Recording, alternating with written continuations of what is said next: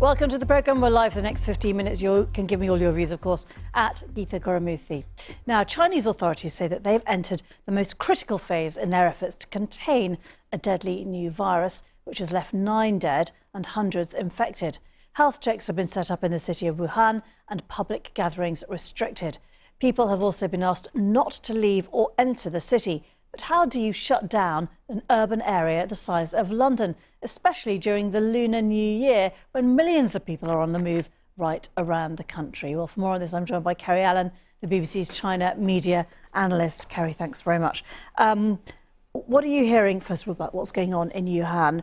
This containment idea, is it happening?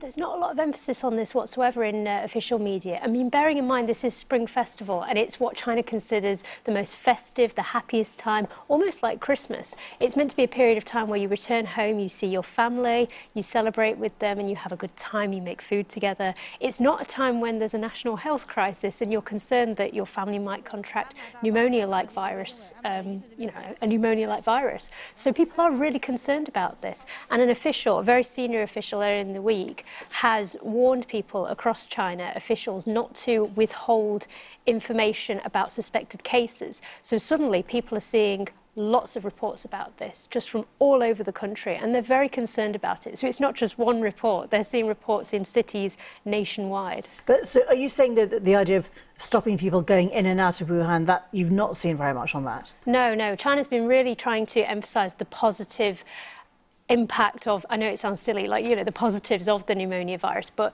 there's a lot of emphasis on propaganda featuring the health workers. Lots of celebrities, for example, are saying they want, we support them, they're doing really well, they're working really hard. China doesn't want people to panic, so this is not one of, say, the top reports. There are reports on new cases and how they're stable, but no reports on people being confined within the city. On the contrary, there are reports saying, for example, that people are being offered refunds if they want to travel in and out, no kind of report suggesting that people are constrained and they can't leave if they need to. So are we clear about what the truth is on the ground, or is that difficult to know? Well, the official broadcaster has been trying to show a degree of transparency. So one of the things I've been seeing today when I've been reading, Chinese newspapers and looking at Chinese TV, reporters who've actually been into isolation hospitals and they're showing that these are good conditions. They've also been visiting airports and train stations and showing how people are wearing masks and they're handing out pamphlets. So there's an official response showing that that people are doing the best they can, in line with what Xi Jinping said earlier in the week, that he wants people across China to try and control this. And officials as well who've dealt with SARS have also been giving interviews, SARS back in 2002, and saying... The problem is, though, with this flu virus, and what I can see, this coronavirus, is that the symptoms obviously are similar to other pneumonia-type illnesses. So even if you're screening people there or at airports, people coming from Wuhan to other parts of the world, how does anyone know whether it's down to this new coronavirus? And are you really going to isolate vast numbers of people who might just have another form of flu? Well, China's emphasising that it's been able to do this before on a huge scale with SARS. So again, it's tried to draw on the positives of this.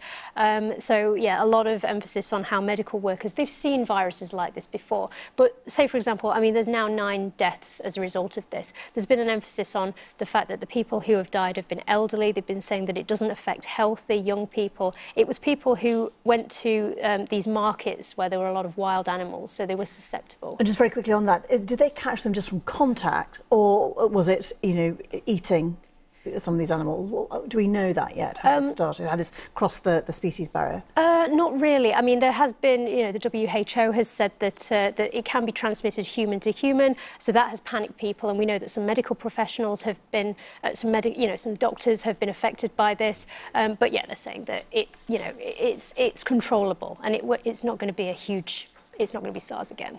That's what they're saying. OK, Kerry Allen, many thanks indeed for that update. Of course, we are keeping an eye on what the WHO announces later at its meeting to have a look at that.